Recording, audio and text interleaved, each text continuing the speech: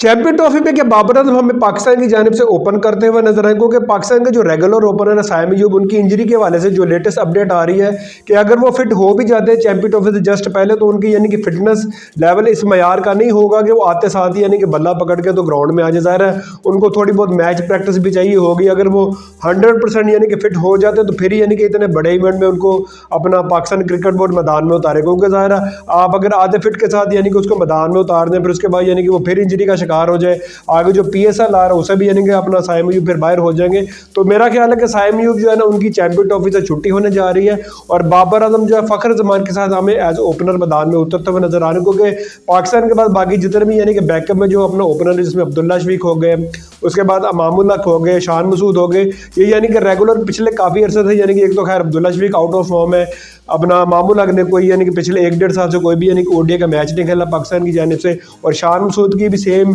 यही सूरत हाल है। ठीक है टेस्ट में वो थोड़े बहुत अच्छे रन वो कर जाते हैं, लेकिन ODI की उनके पास भी यानी कि कोई भी मैच प्रैक्टिस नहीं है।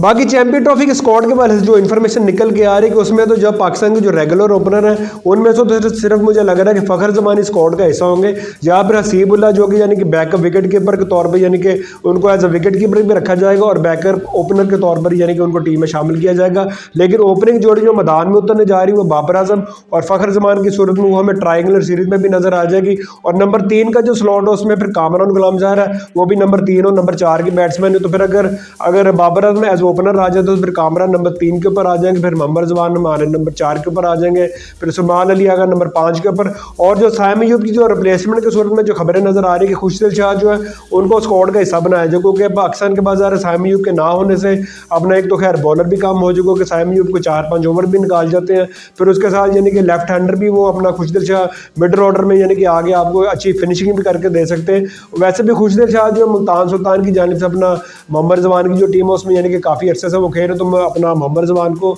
उनके ऊपर काफ़ी कॉन्फिडेंस भी है। तो खुशदिल शाह जो वो यानी कि अपना मिडल ऑर्डर में भी पाकिस्तान के पास एक अच्छा यानी कि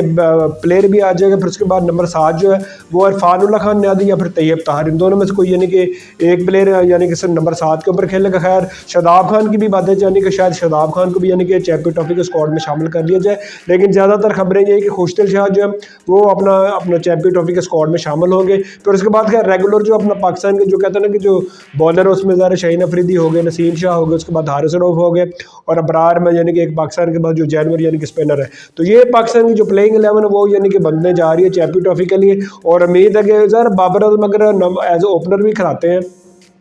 तो उनके पास यानी कि एक्सपीरियंस भी ज़्यादा है। अपना T20 वर्ल्ड कप अपना T20 के मैचेस में उन्होंने काफ़ी अच्छा यानी कि ओपनिंग की है। फिर उसके बाद नंबर 3 का जो बैट्समैन होता है वो भी यानी कि एज ओपनर ही होता है। अगर आपका जो ओपनर है वो पहले या दूसरे ओवर में यानी कि आउट हो जाता है तो नंबर 3 का बैट्समैन यानी कि एज ओपनर ही मैदान में आता है। तो बाकी है चले फ़खर जमान और अगर बाबर आजम यानी कि एज ओपनर आ जाए तो ये भी पाकिस्तान की एक सॉलिड जोड़ी बन सकती है चैंपियन ट्रॉफी के लिए। बाबर आजम के बाद यानी कि एक्सपीरियंस भी है, फिर फ़खर जमान भी यानी कि ओपनर में एक तगड़ा बैट्समैन पाकिस्तान के पास अवेलेबल हो जाएगा। और उम्मीद है कि हमें जो चैंपियन ट्रॉफी में साइम अयूब अवेलेबल नहीं होते तो हमें साइम अयूब की इतनी कमी महसूस नहीं होगी। बाकी अभी तक के लिए अपना बहुत ख्याल रखिए, दुआ में याद रखिए। अगली वीडियो में आपसे दोबारा मिलते हैं।